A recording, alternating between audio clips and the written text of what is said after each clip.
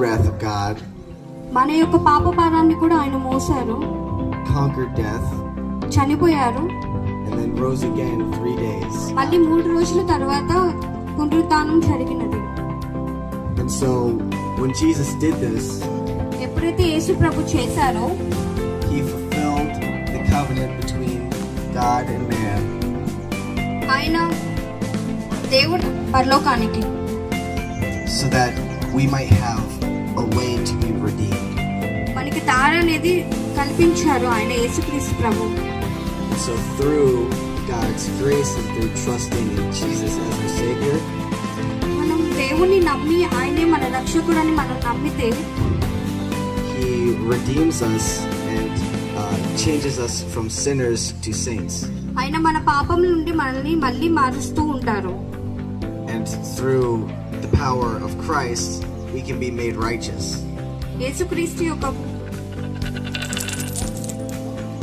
Power ద్వారా మనల్ని కాపాడతారు, So శక్తి it ద్వారా. is the gift of God and not of our works.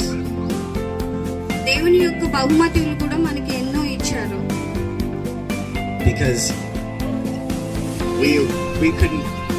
we failed so many times that God had to come and even fulfill our side of the deal.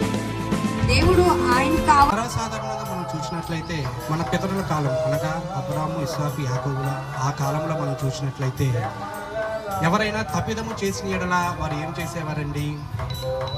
వారు ఏమైనా తప్పిదము కానీ పాపం కానీ చేసిన ఎడల ఏమి చేస్తూ ఉన్నారు అనగా బలి అనేది ఇస్తూ ఉండేవారు. ఎలాంటి బలి? నిర్దోషమైన వాటిని అనగా మంచి వాటిని, ఎటువంటి కళంకము లేనిని, గొర్రెను కానీ మేకను కానీ బలి అనేది చేస్తూ ఉంటారు.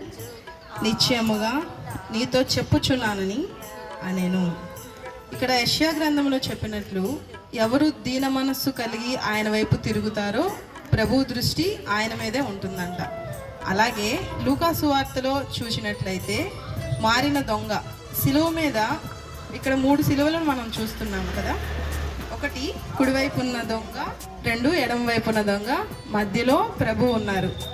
కుడివైపు ఉన్న దొంగ మారారా, ఎడమ వైపు? ఆదరణ రూపము ఈ మాటలో కనబడుచున్నది.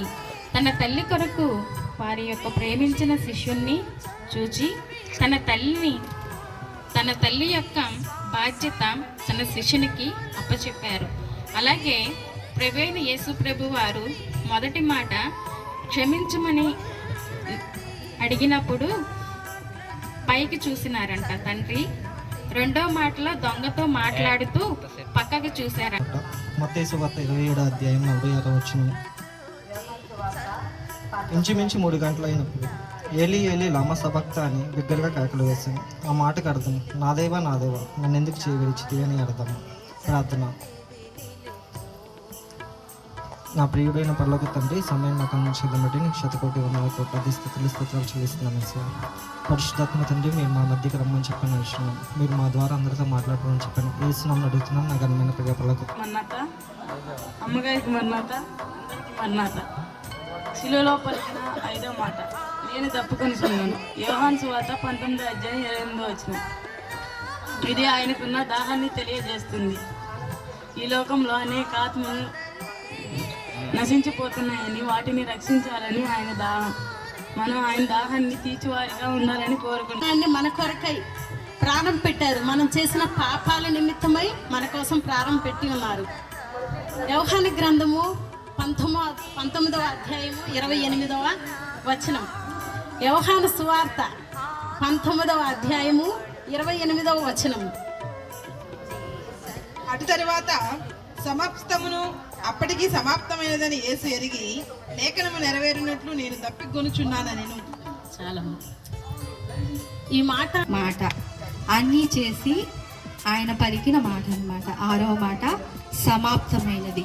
యోహాను సువార్త 19వ అధ్యాయము 30వ వచనం. యేసు ఆచరించుకొని సమాప్తమైనదని చెప్పి తల వంచి ఆత్మను అప్పగించాను.